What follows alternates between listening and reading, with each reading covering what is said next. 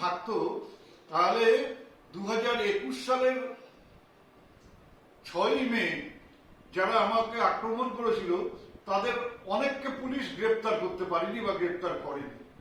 আমার মাথায় যদি পুলিশের ছাতা থাকতো তাহলে আমি সেদিনকে দিনাটা শহরে আক্রান্ত হতাম না। আমার মাথায় যদি পুলিশের ছাতা থাকতো তাহলে যারা 1, 2, 3 অপরাধী তারা সেদিন ধরা পড়তো। তারা সেদিন ধরা পড়েনি। পরবর্তীকালে কেন্দ্রীয় বাহিনী নিয়ে তারা দিনাটার রাস্তায় ঘুরে বেরিয়েছে।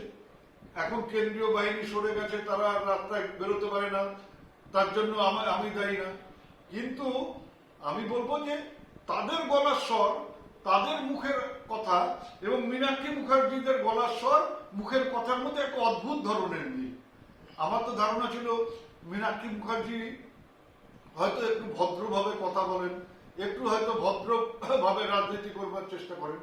তা উনি এই ধরনের যখন ভাষা ব্যবহার করেন তখন ওনাকে এই চ্যালেঞ্জটাই দেওয়া থাকলো যে উনি আগামী 1 বছরের মধ্যে যেন দিনহাটায় এসে ওনার যে তেজ, ওনার যে জোশ, সেটা যেন দিনহাটার মাটিতে একবার দেখিয়ে দিয়ে যায়।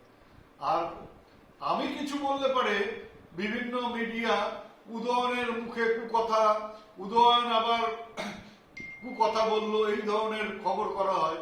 কিন্তু গতকাল থেকে মীনাক্ষী মুখার্জির এই যে কথা, এই যে বাবা তুলে কথা, এই যে পকেটে রাখার কথা, আমি কোনো মিডিয়াকে, কোনো চ্যানেলকে দেখছি না সেটা প্রচার করতে।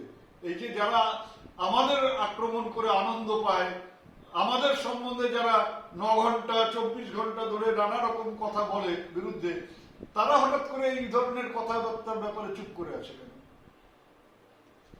মীনাক্ষী মুখার্জি একটা কথা বলেছে, যেরকম আমাকে ওরা পকেটে রাখতে পারে। পকেটে রাখতে পারে, 34 বছরে পকেটটা এত বড় হয়েছে যে উদয়ন গুহর মতন 5 ফুট 10 ইঞ্চি প্রায় 90 কেজি ওজনের একজন মানুষকে পকেটে রাখা যায়।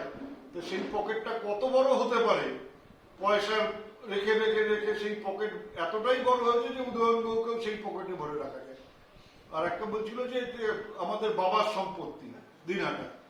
আমার বাবার সম্পত্তি না, কিন্তু বাবা এখানে মানুষের জন্য কাজ করেছেন, আমিও তার পথ ধরে এখানে মানুষের জন্য কাজ করবার চেষ্টা করি।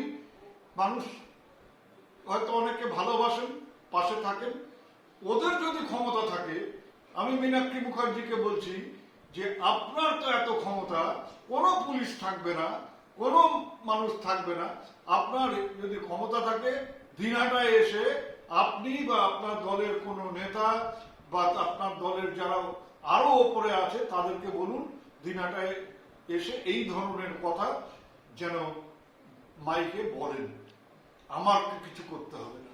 মীনাক্ষী মুখার্জি আরো একটি কথা বলেছেন যে আপনার মাথায় পুলিশের